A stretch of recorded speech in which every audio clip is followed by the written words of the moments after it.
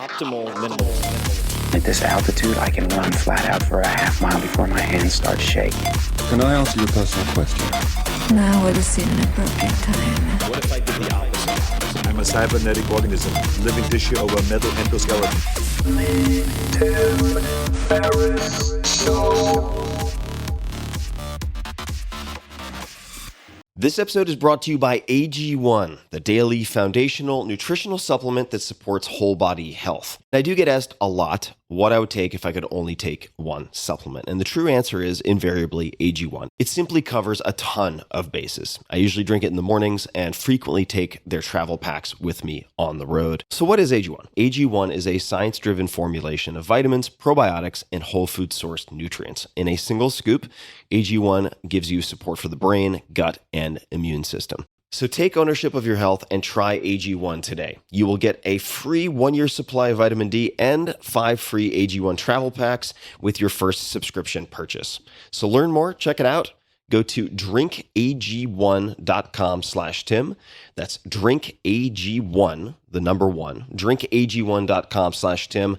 Last time, drinkag1.com/Tim. Check it out. Hello, boys and girls, lemurs and squirrels. This is Tim Ferriss, and welcome to another episode of The Tim Ferriss Show, where it is my job to deconstruct world-class performers and tease out the habits, routines, morning meditation practices, favorite books, whatever it might be, that you can use and test in your own life. One of my most popular episodes to date was with Matt Mullenweg, who is best known or thought of as the lead developer of WordPress, which now powers more than 25% of the entire web. He's the CEO of Automatic, which is a multi-billion-dollar startup, fully distributed. He loves tea. He loves tequila. He loves chicken McNuggets. He's an incredible guy, very good at using a keyboard layout known as Dvorak as well. We had a very, very long conversation. You've all been asking for a round 2. So in this episode, he answers your most popular questions, which were upvoted online. And you can say hello to him online on Twitter at Photomatt. That's photo, M-A-T-T. So please enjoy round 2 with Matt Mullenweg. Alrighty. Hello, everybody. This is Matt Mullenweg coming back to the amazing Tim Ferriss podcast. It's been actually not that long since I was last on here, but a lot's changed for me and the company.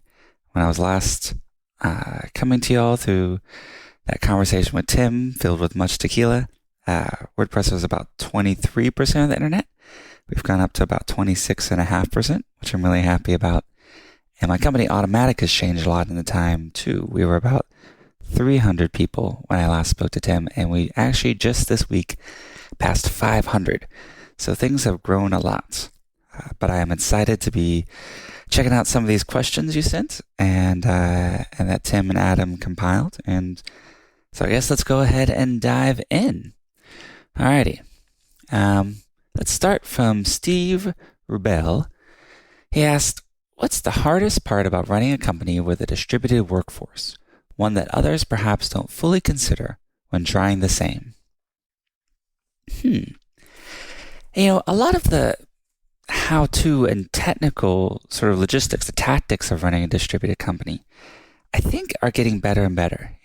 We use Zoom for video conferencing and Slack for chats and P2s on WordPress for, instead of email, and Google Apps are really good. So a lot of the basic tools are out there and they're getting better every day. So, in terms of being able to communicate, certainly with one person, you can do that extremely high fidelity almost instantly from wherever you are in the world with internet connection. I think there's still challenges in terms of getting a group of people on the same page. However, I don't perceive those challenges to be that much different from what people who work in the same office have. So I talk to friends with startups of a similar size to Automatic, 400 or 500 people. They're typically spread across a couple of floors in a building or a campus. And they talk about how, they have to repeat themselves a lot and and sort of really hone in messages and do town halls and all these sorts of things to get everyone in the company on the same page. So I think that just might be something difficult about groups or scaling organizations, that as soon as it goes above, what can be in one or a couple of people's heads, there's a drift that happens between how different people imagine what a goal is.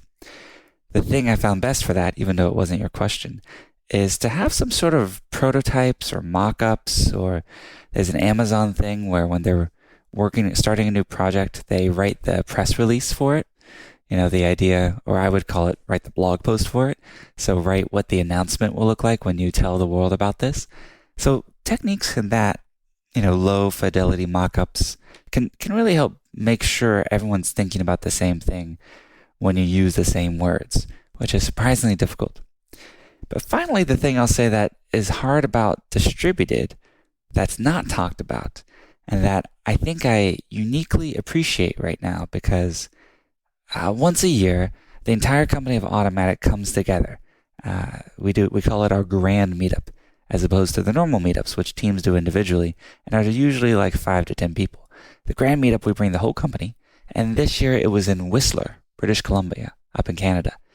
So we had about 460 people out of the 500 there, and it was incredible. It's pretty much like my favorite week of the year. People are so different, and everyone's weird in their own ways and unique and has crazy hobbies. And a couple days before, I actually did overlanding with 2 colleagues across from Calgary to Whistler. So we were off-road and doing crazy things in Jeeps. And then there's a band where people play together. Everyone gives flash talks, so like little miniature 5-minute talks about a topic they're interested in. So the aftermath of that is that I think the thing about being distributed is that it can be a little lonely. Like, I really love my colleagues. I love spending time with them. I love learning about them. I love talking to them. And it's true that in person is still the best, way to connect with someone. Virtual has gotten better, but there's, so many more senses that are engaged, and ways you can read people, and you can share a drink or break bread or share food, or, when you're in person, that just, we don't yet have virtual equivalents for yet. And so I think that's one of the hardest things. Assuming you like your colleagues, you miss them, and it can be a bit lonely. And so one thing I always encourage, especially when younger folks, maybe straight out of college join Automatic, is to make sure you have a good social life outside of work, because sometimes we default to getting that human connection and that engagement from, our colleagues. And that's not a bad thing at all. And I'm a little jealous of folks who go to an office every day with awesome people who get to do that. But when you don't have that, it's important to develop that social network outside of it. And so it's one of the reasons I love hanging with Tim or other friends in San Francisco when I'm there. When I'm in Houston, it's a lot of my friends from high school and family. So making sure you have that social layer to support you and keep you connected with the world, so you don't become a weird hermit. All right, next question. Jeffrey McLeod. Now that you have many hours of travel and work under your belt, what used to be an annoying experience with working on the road that you have adapted to or overcome? So travel-wise, I would say 2 of the coolest things you could do as a traveler is, especially if you're a U.S. citizen, is get pre-check. It's a total game changer. And I think this is related. If there's a program called Global Entry that lets you bypass all the custom lines when you're re-entering the U.S. And not all the customs lines, all the immigration lines, and just go straight to this machine that scans your fingerprints, and you just breeze on through. You feel like you're in the future. It's amazing. So that definitely, whenever I go through the pre-check line or the Global Entry line, I just feel amazing, which doesn't make, I don't know if it's totally rational, but it feels really good. The thing that's probably changed the most over the few years is just connectivity. You can have an LTE connection in the US pretty much everywhere. And when I'm international, I use Google Fi, which is kind of a cell phone service from Google that works in over 100 countries. And it's $10 a gigabyte. Or if I'm going to be in a country for a longer period of time, sometimes it's cheaper to just buy a local SIM card. But once you have that LTE connection, you don't have to worry about Wi-Fi anymore because you can tether to your computer. You don't have to worry about, like, does the coffee shop I'm in offer this? Or does my hotel have, hotels are the worst for Wi-Fi. The more expensive the hotel, the worse it is too. You could stay in like a Motel 6 and they have like fast and free Wi-Fi. And then I'm in like a Ritz-Carlton and they want to charge me 15 or 20 bucks a day for it. And it's so slow. So just that mobile connectivity, I think, has changed, because any place that I have my backpack and an internet connection, I can be fully productive. I can, have my keyboards, my mice, my headphones, everything, and I can work just as if I'm at my desk at home and connect with automaticians and just do my job I have to do as CEO. So that is the thing that has definitely helped me the most. I also am constantly updating sort of the kits of what's in my backpack. That is my kind of superhero bag, everything I have. I do a blog post on this once a year. If you just search for, Mullenweg, what's in my bag, you'll see them. And I'm sure Tim can link in the notes as well. So that changes every year. And check that out. Check out that blog post. Another one from Jeffrey is, he says, if you could start from scratch with what you knew now, what part of growth, personal or professional, would you have omitted or asked for more of? I think on the professional end, I just emphasize that hiring and being thoughtful about hiring is the best way to scale an organization. And I feel like that's one of the things that Tim usually has, that question, what's your superpower? I don't actually remember what I said last time, but if I were to answer it today, I'd say it's hiring, I've done it now enough and looked at enough resumes and everything that, and we have a process at Automatic, which tries to remove a lot of the bias from things that, you get the right people around the table and it makes all the difference in the world. What I would tell my younger self to avoid professionally is probably, sounds a little tricky. So actually, that's one thing I forgot. After the podcast with Tim and before now, Automatic ended up doing another round of funding. We raised about $160 million. Maybe that was before. I don't recall exactly. But so that funding has really transformed the areas that we're able to move into, the things we're able to work on. And I think previous points in Automatic's history, we were capital constrained. And that held back our growth, the growth of Automatic, the growth of WordPress a bit. The other thing that I've really been learning a lot that I would tell my younger self is to think about marketing. I've always been kind of like you build it, they will come. And to be honest, for most of my career, that's worked. I'm now starting to appreciate more and more how marketing and getting your message out there in the right way. It wasn't that WordPress didn't do it before. It's that we did a lot of it and didn't really think about it. We kind of lucked our way into it. And I think being systematic and approaching that with as much care as you would, the pixels in a design or how an interface works or how the architecture of the code is really crucial to a great product. And it's one of those fundamental tenets and bases of a product that resonates with lots of people. So on the personal life, I probably tell myself to start meditating more. All the basic stuff. Meditate, exercise, eat well. Boring stuff I'm sure you've heard on every single podcast Tim has done. And more on the personal side, I would say that learning to be vulnerable and sensitive was something that, especially when I was younger, I was just like, go to the world, show no weakness, especially, because I was young and I was often operating with people who were decades older than me or getting investment. Or I thought I had to be like invincible or put on this air of invincibility. Of course, no one is invincible. As a leader, and actually through meditation, I become a lot more empathetic. And, part of that isn't just understanding and feeling other people's emotions, but really being willing to show your own weaknesses and emotions and be vulnerable. I think it's Brene Brown's book, Daring Greatly, talks about this really well.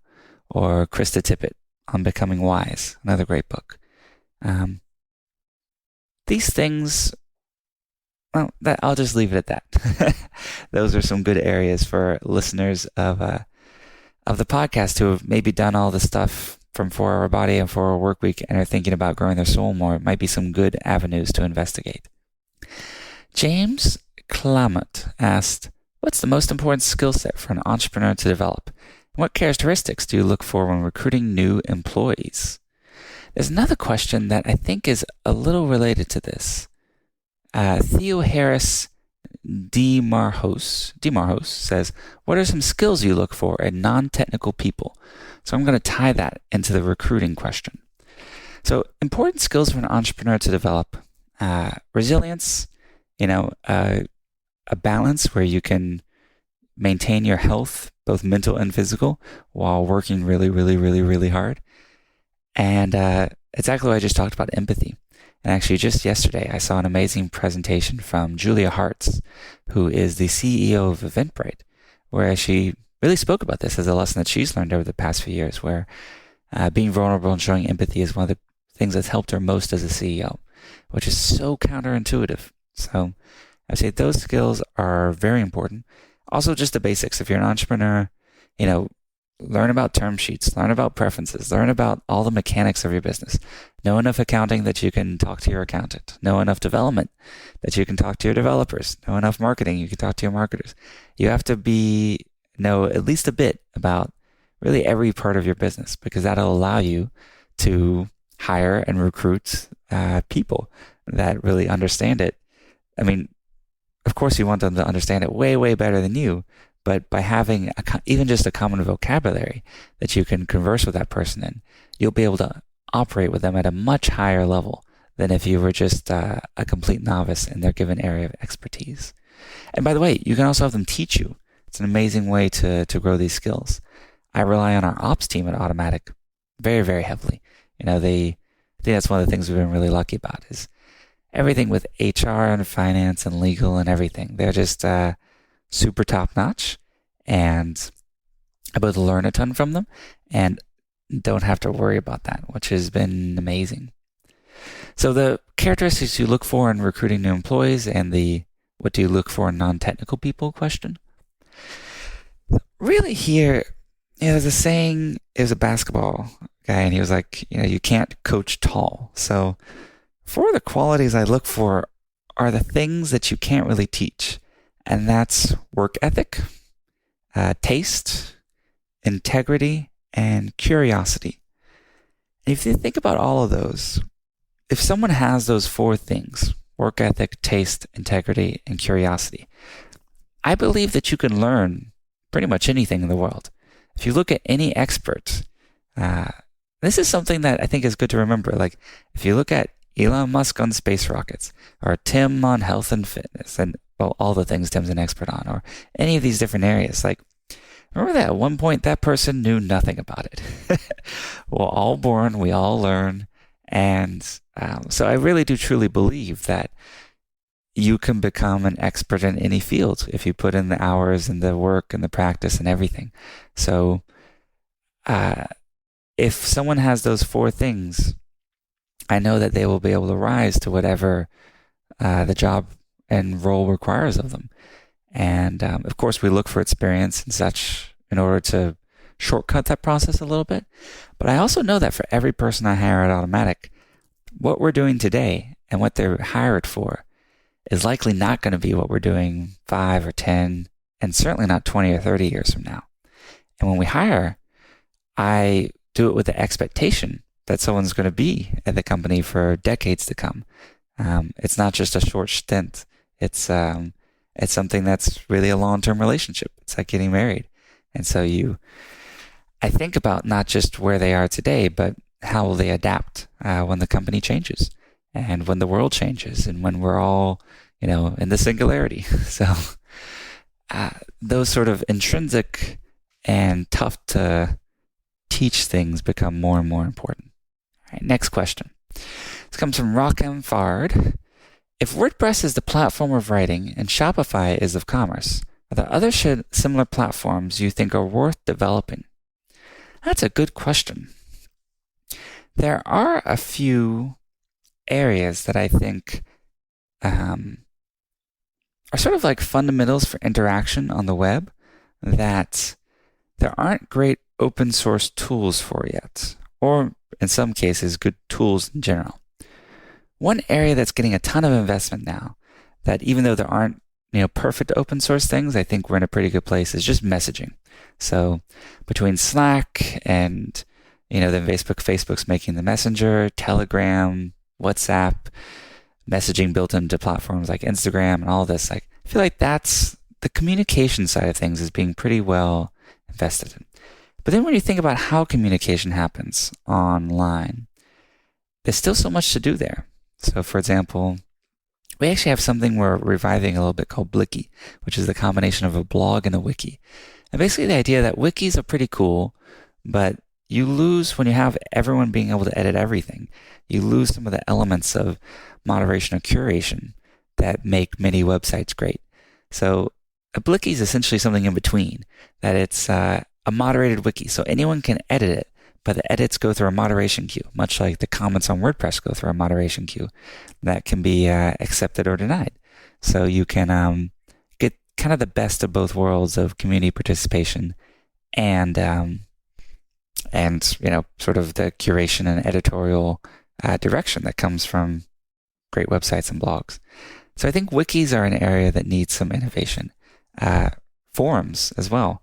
Forums are so much fun, and I learned a lot of what I've done and had lots of great conversations on forums. I know Tim has as well. I know it's kind of one of these things that is, forums aren't really sexy, so no one talks about them or looks at them. We have a product called BBPress there that we use for the support forums on WordPress.org, WordPress.com, and it's used by some other folks. That's definitely an area I'd like to invest more into in that platform. I think there needs to be better platforms for.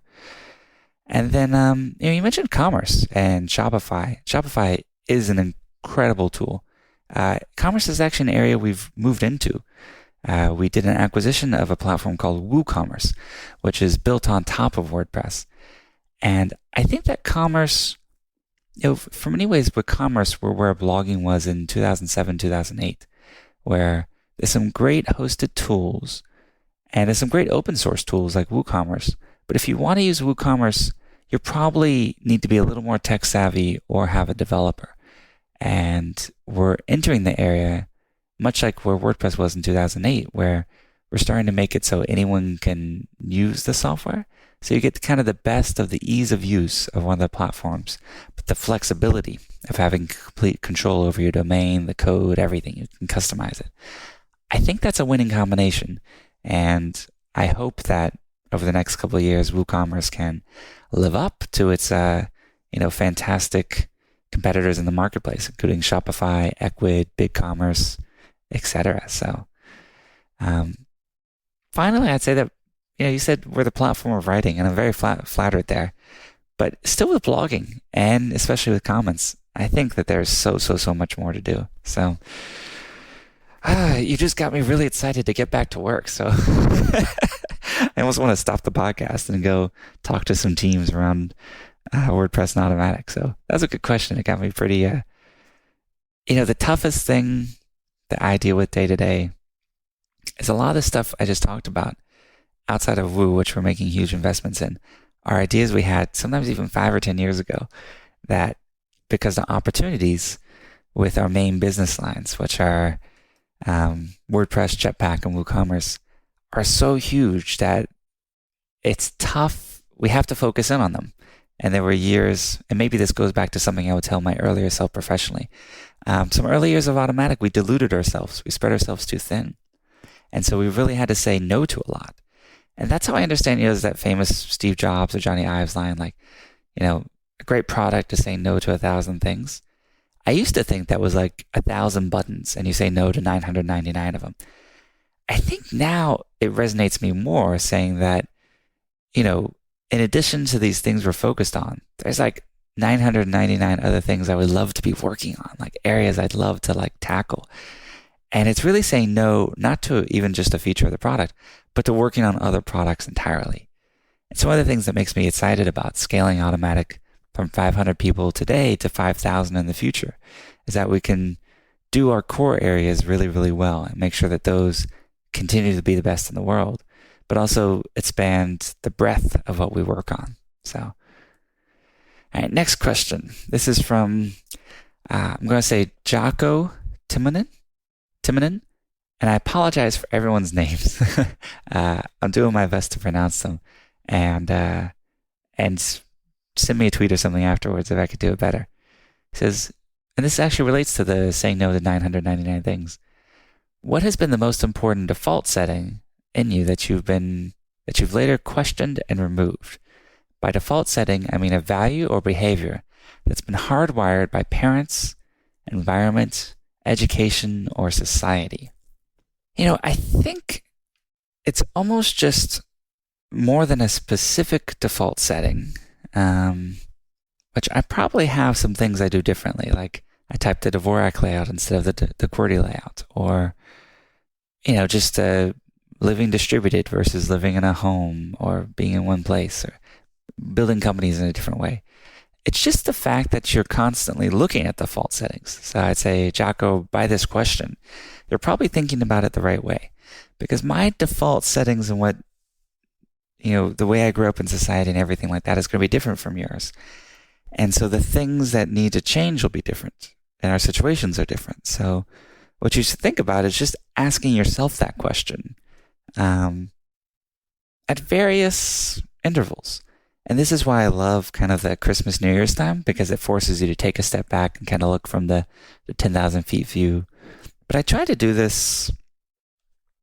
It's actually something that happens a lot when I'm trying to meditate and I can't quiet my mind and I'm thinking of lots of things.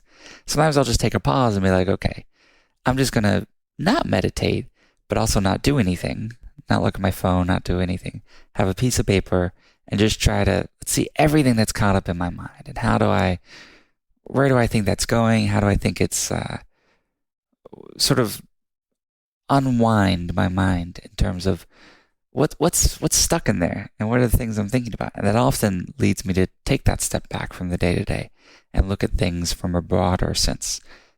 Is my life heading in the right direction? Are my relationships in the right place? Who are the people that I love and care about, but maybe haven't spoken to in a few weeks or a few months or maybe even all year? So those sort of steps back, I think, cause you to look at your own operating system. And actually something I think that meditation is great for that is like almost like an interrupt. I read a cool book called, I think it's called Search Within Yourself. And it's a fellow at Google that started I think it's even called Search Within Yourself meditation and mindfulness program. I believe his name was Jade Ming Tan. And he talks about, he's kind of an engineering background and also a Googler. So the book is, I think, pretty cool for leaders of companies because it talks about the business benefits of mindfulness. And from an engineering point of view, how mindfulness and meditation is almost kind of like a background process that runs. And then whenever, your operating system throws up a interrupt, like a reaction or emotion to things, it can kind of catch that. And so before you immediately react and do the thing that would be sort of your first intuition or reaction to an emotion or a thought, it says, hey, wait a second. And that's essentially the muscle you're developing when you meditate. And when I started thinking of it that way, I was like, wow, okay. So just like I might do a plank or push-ups or something, like I need to work this muscle every day if I can. And I think it's impossible to do that and not think about your default settings or, go back to the first principles of why you do things, the reason why you got into what you do in the first place. Are you truly happy? These are tough questions, but ones that you can honestly, with the distraction of day-to-day life and our phones and our blogs and our social media, it is so easy to just be lost minute to minute and be busy all day and not really bring yourself closer to the mountain that you want to climb. So I would say if you are listening right now, maybe even pause and just take 10 minutes, whether you're driving in the car or whatever you're doing, just pause the podcast and do nothing, have zero inputs, and just think about that, All right. I guess we're back now. Next question is from Matthew Arnold. Hard work in and of itself does not seem to guarantee success. That's true. there are plenty of truly hardworking entrepreneurs whose businesses will fail. To what other factors besides hard work do you attribute your massive success in business? Luck? Good mentors? Timing? All right, Matthew, which is an awesome name. Thank you for that question. I think, it's definitely it's funny that when people call me successful, I don't think of myself as that way. And I think part of that, even though I know objectively by many measures I have been, and I've been extraordinarily fortunate and lucky in everything. But part of it's because I fail so often. So I don't think that, yes, if 10 businesses were started today, 9 of them would fail. By the way, including if I did them. So it's not how many times you fall, it's how many times you get back up is really key. And people talk about resilience and all these things. So that is true. And even think of business icons and the greatest companies of our time. Facebook has products that fails all the time. They launched Poke, like a Snapchat ripoff. Amazon, which I'm a huge admirer of Jeff Bezos. Do you remember the Kindle phone? That was just like last year. That was a huge failure. And not just a huge failure, one that they must have spent the better part of $1 billion on. So, we don't stop failing. It's just you want to hopefully design your systems to assume failure and have some backup plans, a plan B, a plan C, a plan D, all the way to a plan Z, so that you'll be able to get up and fight another day. And just that just whatever that drives you to do it. I think having a higher motivation beyond the extrinsic things which might come from success. So something more than money, something more than material goods that motivates you is really key. And so that's kind of the thing that I would attribute it to. That especially in business press, we just see when people hit the home runs. We don't see all their at-bats. And very rarely do we even know about all the at-bats they've had. So just remember that. No matter how bad a day you think you're having, there's probably someone you admire who's probably also having a bad day right this second. And you're not alone. Next up, Julian Bosley. You have 30 minutes before the end of the world. You find yourself in a very well-stocked bar next to an amazingly varied delicatessen. What choice of food and drink did you enjoy?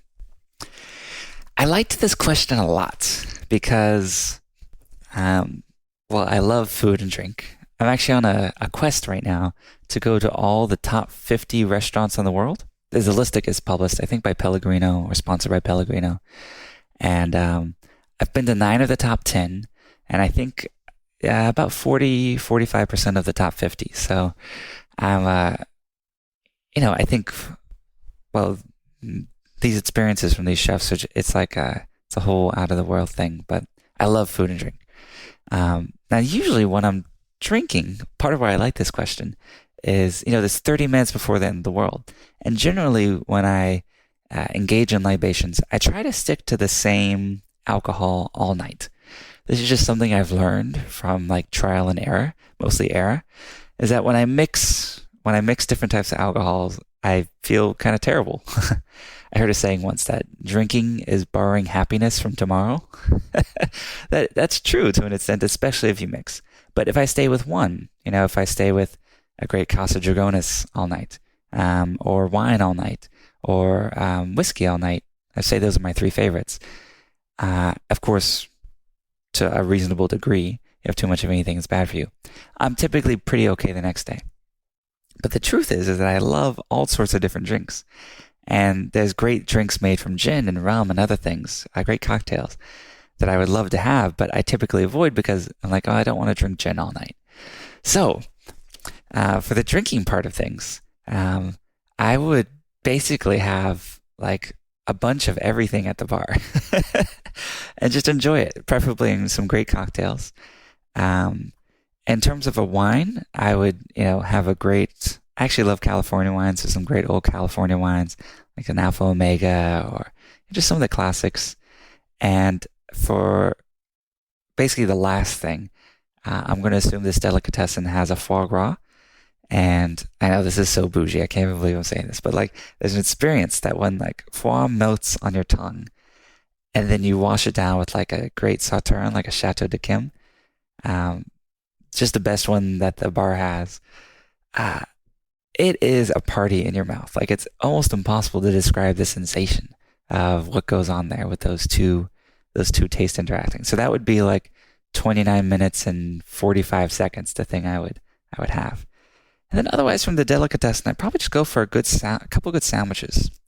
You know, definitely like eggs and cheese and bacon on a croissant is a go-to that always gives me joy. And then it's funny, we're coming up on Thanksgiving, and every Thanksgiving I'm like, man, turkey is so good. Why don't I eat more turkey? And especially, you know, those day after turkey sandwiches where you have like the pulled turkey, like the dark meat. Then you can get some like mayonnaise, cranberry, and horseradish, and just like kind of mix up the sandwich a lot. Pickles, lots of pickles. Maybe something like, I might even like try to mix in like some sauerkraut or some kimchi, like something fermented in there. That would probably be like my go-to super good deli sandwich. So, Julian, thank you, because this question was super fun for me to think about, because I really went a lot of different directions. So, some mixed cocktails, some good wine, and then ending it out with a great sauterne. All right, next question. We've got Alexander Francesco Newman. Matt, what are your thoughts on artificial intelligence web developer designers tools such as the Grid or Wix ADI? Will WordPress use some sort of AI developer or designer feature in the future? Or just an AI? This is kind of funny. I don't like to talk bad about competitors, so I won't mention any specifically. But I do think that right now there's kind of almost like a completely vascuous marketing hype cycle around AI that has nothing to do with artificial intelligence at all. And so people are just slapping AI on everything. Like maybe before they slapped like cloud on stuff, or that just isn't AI at all. So I think it's really just marketing. And nothing I've seen in the marketplace so far is much more than vaporware and a good demo. So I do think that essentially what they come down is kind of wizards. You know, it's not that much different from like what a Clippy would do in like Microsoft Word in the 90s. So I think there's much better approaches to that sort of problem. Now, embedded in that is, do I think that there's changes we can make to WordPress that would make it easier for folks to get going or get started? Or, you know, the thing I think about, which is really our biggest challenge and the thing I work on every day, which is how do you bridge that gap between what someone imagines and what they're able to create? So absolutely, that's what we work on every day. Big parts of Automatic work on how do we make it easier and more intuitive to have that effortless flow as you're building things. And that is at the core of what we do. In terms of AI and sort of that impacting the business, I think that we're still a few or many years away from that being more useful than a well-designed traditional interface. And actually, a really great essay about this. We'll find the link for the show notes, but essentially there's a fellow who looked at all the chatbots, which are sort of an area of AI right now. That for Messenger, for Telegram, there's these bots, and you can say, hey, I want a pizza. They're like, what kind of pizza do you want? You're like, how about some pepperoni? Or maybe it's smart, so it says, hey, you usually get pepperoni. Do you want some pepperoni? And you're like, yeah, let me have some pepperoni. But oh darn, it's not my cheat day, so deliver it on Saturday instead. And you sort of have like this conversational interface that sometimes people call AI with this product or service that you consume or buy or interact with. And basically what this essay does is it compares that model to what a lot of folks in the US are trying to copy, which is the success of platforms like WeChat in China. It shows how these days WeChat actually, it's not that you're purely chatting with someone and asking them, which sounds to me like, the inconvenience of calling a restaurant to get a reservation versus using like a reserve or an open table to just click a few buttons and get one. That WeChat really embeds these interfaces, and he talks about the number of taps it takes to, chat with a bot to get something versus the taps. I think he maybe even uses the pizza example to order a pizza in China on WeChat through this mega conversational platform. I think that's one of the areas where, like a great interface can still surpass a chat. One thing that we're doing, so I'll give you all kind of a preview of something we're working on for WordPress.com, is we actually are working on a new chat interface. So we provide, for paying customers, live chat support. And, it's a great experience. You're connected with a real life human being, and they will help you through whatever you're having trouble with. So it's basically like, it's real intelligence. It's much better than artificial intelligence. They can help you with anything. And there's some disadvantages to this, though, in terms of, it's difficult to scale in terms of we're hiring people as fast as we can. We're very happy with the happiness engineers on Automatic, but we want to create tools that enable them to just reach more people. So we're working on this new chat system. And the two big things it changes are, one, it abstracts out who you're talking to. Because right now, and by the way, I do live chat support sometimes too. So if you're chatting and you have maybe 3 or 4 chats going on simultaneously, you're helping people. It's a little bit difficult both to wrap those up, like let's say you want to go to lunch, but even things like using the restroom. You don't want to leave the people you're chatting with hanging because they're waiting for you. So by abstracting it out, so you'll basically be chatting with like, an agent or a cartoon character, whatever it is that we decide, instead of a specific person, we can allow transferring of chats between people way easier behind the scenes.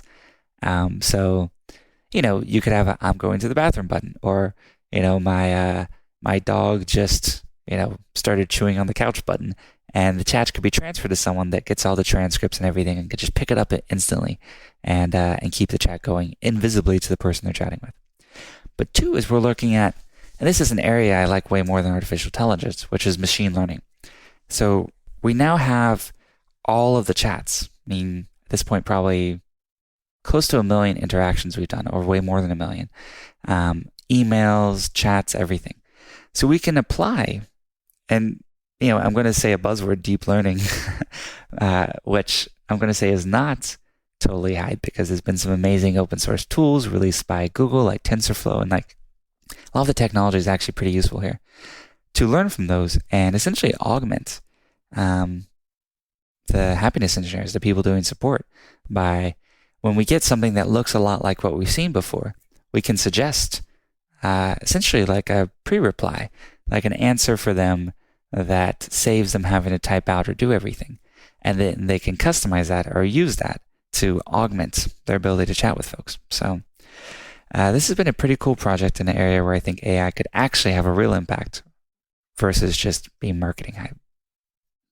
Hamid Fadifar asked, if you hadn't accomplished what you've accomplished and started over with nothing, what would the next 6 months of your life look like? This is a pretty tricky question because there's a lot of ways to think about it.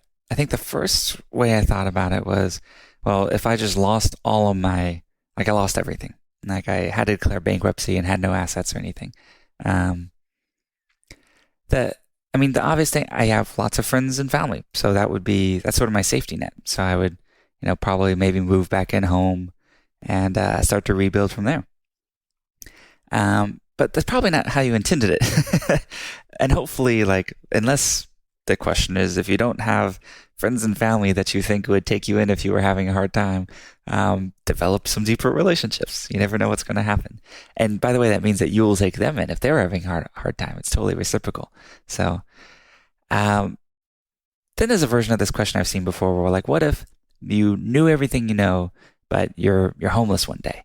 And, so you lose everything and you don't have any friends or family you can sort of fall back on. So you're kind of alone in the world, but you have all your knowledge. What would you do? My answer there, again, and this also assumes the privilege of being in the United States and things like that, is I would probably go to the external version of friends and family, which is maybe a church or a YMCA or one of the nonprofits that tries to help out people with nothing, and sort of use that as a home base to then develop. The other version of this that I thought of was, well, what if, instead of all that, you have your house, you don't need to worry about surviving, but you are starting something brand new. So the thing I would do first here, so I know everything I know now, I would use my craft, engineering or music to essentially get a job. So I think I would probably look for the most interesting company I could get access to and just do my best to be hired there, create a really great application, really learn a lot about their business and go into the interviews knowing a ton about it. Try to stand out. If they say no, keep trying to be hired, and really just to try to get around a great group and have a great job where I know I'll learn and can start to save and develop the net for which I could do something more entrepreneurial in the future if I wanted to, which I think is what you're getting at with the question. So I get this job. There's a saying when I was a musician is like, you never want to be the best musician in the band. Ideally, you're the worst musician in the band, because that means you're learning from every single person around you. So I would try to find a company or a group or someplace where I could be the worst musician in the band, where just every single person was so much better than me. I still made the cut to make it in, but then I would just be learning from everyone around me every day. And if I was just trying to start something new and it couldn't be related to anything I was done before, so it couldn't be content management or e-commerce or, any of the areas that WordPress kind of plays in, I think what I would try to do is figure out the zeitgeist. So, I'd buy a copy of The New Yorker and New York Magazine and The Economist and Wired and Fast Company, and I just read them cover to cover, maybe for a month or two, maybe get some back issues, and try to figure out what area is in that, the good part of the hype cycle. So something like VR or AI is probably in the bad part of the hype cycle, where the expectations people have for it are so out of line, and we're just too early in terms of the impact that the technology can have. So I try to look for an area that is no longer, maybe I would go back 3 or 4 years on those magazines and look for something that was hot then, but no one's talking about now. That's probably where the biggest opportunities are. So the thing that everyone was excited about 5, 6, 7 years ago, it got a ton of overinvestment, and companies that have started and failed. And now it's at that point in the cycle where the real stuff is happening. Kind of the carpetbaggers and the folks who are just in it for money have all come and gone. And it's just the people who really want to make a difference in the world are still there and working. In some ways, I think content management is in this area right now, where a lot of the hype was 4, 5, 6 years ago. But now we're actually reaching scale and having an impact on hundreds of millions of people's lives. And that's where the big opportunity is. There might be, outside of the web, areas like CRISPR or gene editing. Some of the bio stuff I think is getting pretty interesting. We're approaching times when, the devices, cell phones are probably, some mobile stuff is probably in this area right now, where, we have more than 1 billion mobile devices. No one's really thinking, I'm going to start an app. But that kind of is when it's most interesting to start an app. When WordPress started, the biggest criticism was that there are too many blogging systems and the world didn't need another one. So that would be what I would try to find, is what do people say the world doesn't need another one of? Because there's plenty of it. And try it out. Carlos Real. Where do you see the future of the internet in terms of user behaviors? Given that 20 years ago, people started to use and visit websites, now most people just use their phones. And when VR becomes useful, it's likely we'll all live on a VR platform and the phone will fall like the desktop. So my hope is that phones don't fall like the desktop, because even in a world where the VR is super amazing and we'll all be plugged into the matrix, I still really hope that, I can go on a hike with Tim or get out in the world and see some of the beautiful things all around us in nature and in cities and in, instruments live and concerts and things like that. So when I'm mobile, something like a phone hopefully will be on me, and I hope that's still there. So in terms of the internet, I think the behavior that's changing the most is still just this mega trend that we're still riding where, there's 6 billion people still coming online. So everything that we think is amazing and huge and big now is going to, 6x or more likely 10 or 100x where it is in terms of user interaction, in terms of posts per day, in terms of number of people tweeting. Like all of this is going to be so much bigger than even the already amazing levels it has reached.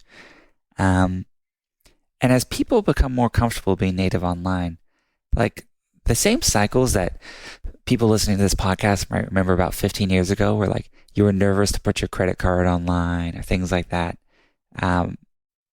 Folks coming online for the first time are going to have those same nervousnesses and go through those same, hopefully accelerated learning process of like, what's it like to truly live digitally and live online. So I think that will be adopted faster. I also hope that payments will be an area we can have a lot of innovation on, because the friction of payments, I think, puts us in business models like advertising right now, which aren't the best.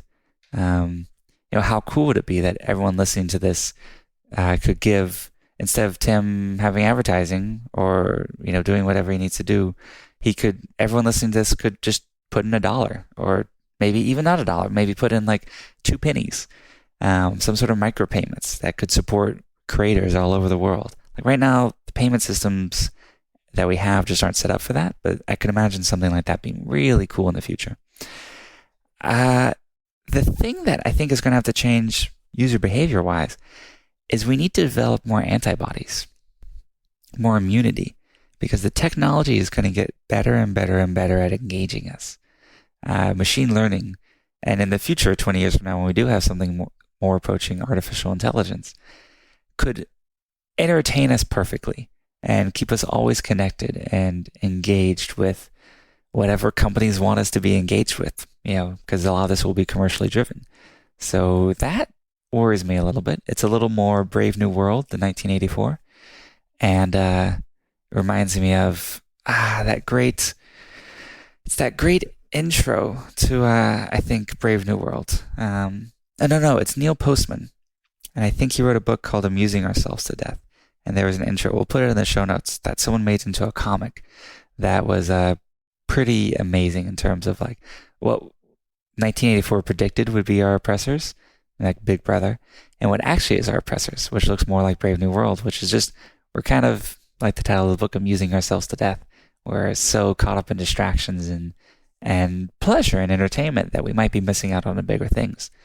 So just like it took kind of the world 100 years to develop antibodies to an addictive technology like tobacco and cigarettes, I think that we need to develop antibodies to technology addiction and the addiction of really engaging experiences. Nathan Aaron says, with all these web development boot camps opening up, is there future demand for web developers still high or stagnating? I've actually been really impressed with some of the boot camps, and especially in contrast to how prepared people coming out of these boot camps are compared to people coming out of 4-year universities or colleges. So I think that universities and colleges need to really up their game and adapt if they're going to still be something that people think is a good investment. Just a tip for people who are going through or thinking about going through one of those hack camps or things. The thing that I still see, I was looking at the other day, I reviewed 22,000 applications and resumes to Automatic in the past 3 years. So I look at a lot of these, and all the web development, web bootcamp ones seem to follow a little bit of a template. So see if you can break out of that a little bit. But also, even though you might do projects as part of that, the thing missing is often just a little more experience. And you say, well, I don't have a job yet. How do I get experience? Open source, contribute to open source, get involved with the open source project. That's something that I think because you're competing with folks who maybe have 3 or 4 years at Google or Facebook and things like that. And you might be just as good from a development point of view, but you need to get some of that experience in. So the hack, the cool shortcut there is get involved with the open source project or start one and show sort of real world users, real world collaboration with other people. I don't think I talked about that earlier in the things I look for, but the most brilliant person in the world, most greatest developer, the greatest anything that can't work with other people is basically not ever going to have an impact. And honestly, someone I would let go of automatic. It doesn't matter how great you are if you're not going to be able to work within the context of a team. It's not someone who I want to work with personally. So being able to show that in your application, I think is really key. And the growth for web developers, I think, is going to grow hugely, but it'll also become more sophisticated. Even think about, in the 90s, before something like WordPress, you might need to call your web developer every time you want to change your website. Now, tools like WordPress make it easy for you to do that all day long without talking to anyone. So the basics are going to get easier and easier because the software will enable people to do that. So what they need developers for is we're going to become more sophisticated. I talked about earlier that, WordPress, you can start to make a great site. If you're going to use WooCommerce, you can definitely get started with it. But maybe to customize it how you want, you need a developer. So that's where the demand for developers is growing. So you need to become more and more sophisticated as the general world becomes more sophisticated. We got Tron Amon. Considering the heights you've reached, how do you motivate yourself on a daily basis over the course of any projects? I'm actually really lucky. I just got 2 awards in the past few weeks. One was a Fortune 40 under 40, which I guess is a recognition, not an award. And the other was the Heinz Award, which is I'm really super honored by. It's kind of like the MacArthur Genius Grant or something. They pick 5 people per year in different areas, and it comes with a $250,000 grant, and it's a huge honor. They're really looking like I'm even blown away that I was considered for it, and so to win it was very humbling. But when these things happen, when this recognition comes in, or like you put it, a height you've reached, this is a new height I've reached. If anything, it makes me work harder because I'm like, I don't want to let down the people who chose this, or now expectations are that much higher for what I need to do. Or I just want to, if the world has given me something, I want to give it back 10 times that. So I would say that success can actually be very motivating to, not let the world down in terms of like, you've been lucky, it's blessed you. How do you give it back? How do you pay it forward? And it's not just being more successful. It's also like literally, how do you give it back? How do you put goodness into the world? How do you give it away? That's really, really key to balance and importance. If I have something, I'll just give a little tip. When I have a grind, like I said, I've reviewed 22,000 applications. There's about 600 waiting in the queue right now I need to look at. When there's something that is a long task, I know it's going to take more than a few hours that I need to get through, I often break it up using the Pomodoro technique. Sometimes I do 25 minutes on, 5 minutes off. Sometimes I actually do a longer version where I do sort of 50 to 55 minutes on and then like 10 minutes off, because I find that I can really stay in the flow for a longer period of time if I have the right music on and everything like that. So that is something I use to get through a grind when maybe I don't have that motivation. Because let's be honest, like no one, including myself, wakes up every morning of every single day being like, great. Sometimes you wake up those mornings, maybe you mixed your alcohols like I talked about earlier, and you just don't want to do anything. So, but, kind of something like a Pomodoro technique, or forcing yourself to, stare at the blank page and start typing just gibberish or whatever it is to kind of get the engine started, can just help it on those days when you have no motivation, which happen more frequently than any of us would care to admit. Brian Kapp asked, what has been the biggest technical problem you've had to overcome, and how did you end up solving it? This is an interesting one because as I thought about it, all the technical problems that I've faced in my career in terms of like a really difficult bit of code or an upgrade path, or bringing in WYSIWYG to WordPress, or any of these sort of things, are fundamentally tractable, meaning that you can essentially chip away at it enough that they're solvable, or you get the right people involved, or whatever it is that there's certainly been fun ones. Like I think back to, there's a great presentation by a WordPress contributor, Andrew Nason. He talks about when we added emoji support into WordPress, it was actually kind of a behind the scenes, essentially we had found a really key security problem in our underlying database, which was MySQL, that affected not just us, but like everyone out there. And the way that we dealt with multi-byte characters. So this is kind of technical, but like normal ASCII text is represented by a single byte, and Unicode, which is the system which allows representing every language in the world, and also things like emoji, are multi-byte. So they might be 2 or 4 bytes long. And there was just a really obscure bug that allowed you to essentially do some security exploits by changing how multiple byte characters were truncated. And anyway, it was honestly a ton of fun, really cool. But because the vulnerability was so widespread, including not just WordPress, is we wanted to give people a chance to upgrade before then. So what we framed as emoji support was actually this Unicode fix, essentially. Which was funny because we had a lot of criticism. People were like, why are you putting emojis in when there's bigger things to work on? Little did they know. So if you're a super geek and into that, if anything I just said made sense or seemed interesting, check out Nathan's presentation there. You'll enjoy it. But when I think of biggest problems, it's always the people. I talked about WYSIWYG earlier. When we brought in the WYSIWYG editing to WordPress, which now seems like a very non-controversial feature, at the time it was very controversial. And the people side of it was way more difficult than navigating the technical side. The fact that I studied political science in college, I think has been way more useful to me than if I had done computer science, because fundamentally, anything, and it's applicable not just to technology, but anything, is about people working together.